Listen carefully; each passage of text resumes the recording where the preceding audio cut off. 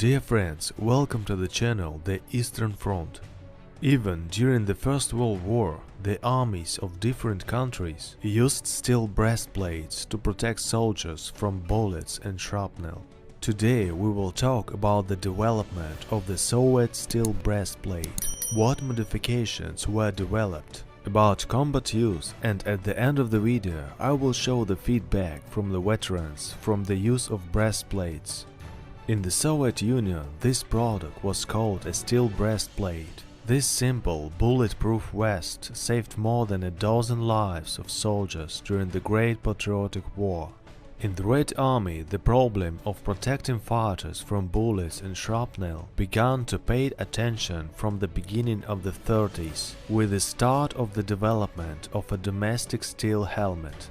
By the end of 1935, the necessary alloy was found, the hardening technology was worked out, and in November the first samples of the SN-42 steel helmet appeared. While the helmet was being finalized, the supply department of the Red Army began to receive proposals to protect the soldier's body. The most interesting was the project of the engineer Weinblatt, received in April 1937.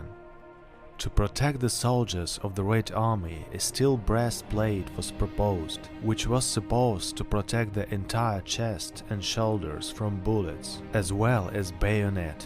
Belly protection was supposed to be attached to it from below with straps. According to the test results in early November 1937, shortcomings were identified and the products continued to be finalized. The work continued in August 1938, but without the participation of the developer. Since he was arrested by the NKVD, engineer Weinblatt was convicted and ended up in the Sharashka, the Special Technical Bureau of the NKVD of the Leningrad region. There he tried to resume work on his breastplate, but it was too late. Therefore, Research Institute No. 13 and the lifesaver metallurgical plant took up further development. The new prototype of a steel breastplates received the SN-38 index. However, it's worth nothing that they are structurally different from each other. On 5 January 1939, an experimental batch of steel breastplates was made, only 491 pieces. These were the first steel breastplates made in the USSR in a small series. As a material for the breastplates, a new silicon manganese nickel steel was used, which was also used in the experimental helmet SSH-38-2. After minor changes, it was accepted for supply by the Red Army under the symbol SSH-39. On 2 January 1939, tests were made from distances of 600, 500, 250 and 50 meters. 20 items of heavy and lightweight types were tested. Based on the results of the shelling, it was noted that the breastplates fully comply with the tactical and technical requirements. The lightweight breastplates penetrate from a distance of 500 meters. Heavy-type breastplates penetrate from a distance of 250 meters in 50% of cases. In addition, it was noted that a two-piece heavy breastplate can be used when folded as a shield and doesn't break through from a distance of 50 meters. By the way, the photo shows a chest plate in the region of the heart, which was later abandoned. Until August 1939, there was a break in the work on steel breastplates. The SN-38 was not put into mass production, but it became a serious step forward in the process of developing individual protection for the soldiers of the Red Army on the battlefield. It's possible that the conflict at Khalkhin made the armor for the infantrymen recalled. But one way or another, on 2 August 1939, work was resumed. The result was the appearance of two samples of personal protection, SN-39 and the SN-39 shield at once. The further direction of work involved their division into breastplates and shields, which were to be carried by soldiers. The shield was supposed to have a slot for firing a rifle, closed by a latch, and a device for installation on the ground in the combat position. By October 24th, the production of experimental batches of the SN-39 heavy and light types and the SN-39 shields was completed, and by the 16th December 1939 the cycle of Army field test was completed and the samples were sent to the Soviet-Finnish War to the 7th Army on the Karelian Isthmus. Here they were tested by combat in the Soviet-Finnish War. The new means of protection was highly appreciated by the reconnaissance units of the 255th and the 272nd Rifle Regiments. The document states that despite the strong machine gun fire from the enemy, breastplates not only protected from bullets but also gave the soldiers more confidence in the battle. After testing steel breastplates and the shields in the Finnish War, their development and modernization continued, but they were in no hurry to launch them into mass production. Steel breastplates became truly massive during the Great Patriotic War. The difficult situation at the front, the encirclement, the evacuation of factories and the general confusion of 1941 stopped work on the means of protecting soldiers at the level of main departments. But now work was carried out on the local research institute without orders and instructions. So the Moscow Institute of Steel and Alloys conducted developments based on the one of the breastplates. And on 7 December 1941, a draft armor shield for a single fighter was presented. Around the same time, the military doctor, third rank Borovkov, a self-designed reflector shield for a rifle was proposed. In addition, work was also carried out on an initiative basis in Leningrad at plant number 189 of the People's Commissariat of the Shipbuilding Industry. At the beginning of January 1942, an interesting design was presented, which had straps and could be used as a shield and as a breastplate, and was carried behind the back in the stowed position. The American experience was also actively studied, where personal protective equipment was actively used by the police. A vest was purchased and tested in the USA, which showed good protection against the German 9mm MP-3840 submachine gun, but mass purchases never took place. On 2 February 1942, all developments on shields and breastplates were officially transferred to the Research Institute No. 13. This organization had vast experience in developing and creating means of protecting soldiers. The SN-42 breastplates that arrived at the front were sent to the 5th Army, from where reviews were received in the first days of June 1942, as well as a list of shortcomings that needed to be eliminated. Here are some statements from review in combat conditions. Armored breastplates provide reliable protection of the fighter from the fire of German machine guns from any distance, and also protect against fragments of mines and grenades. The maneuverability of the fighters almost doesn't decrease. The armored breastplate doesn't interfere with crawling and makes it possible to fire at the enemy both standing up and from the knee and lying down. The armored breastplate, in addition to armor protection of the chest and abdominal cavity from enemy fire, increases the fighter's confidence in the performance of combat missions.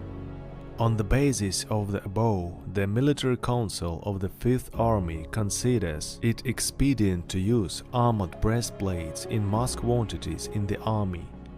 Also, 160 SN-42 breastplates were sent to the 171st Rifle Division, which were involved in the May offensive against the positions of the Simon Combat Group of the SS Totenkopf Division.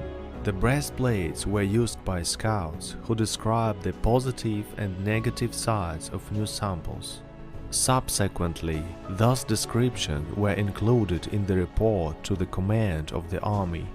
Here are some statements from this report.